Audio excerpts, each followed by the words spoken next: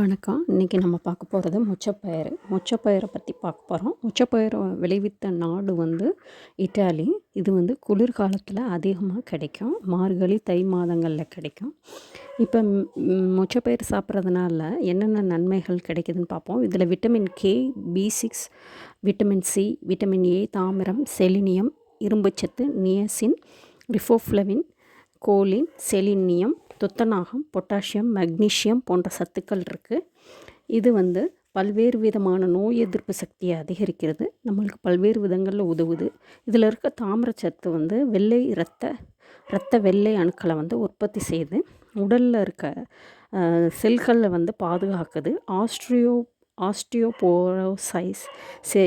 ஆஸ்ட்ரியோபோரோசிஸை தடுக்கிறது. அதாவது எலும்பு சம்பந்தமான நோயை வந்து தடுக்குது.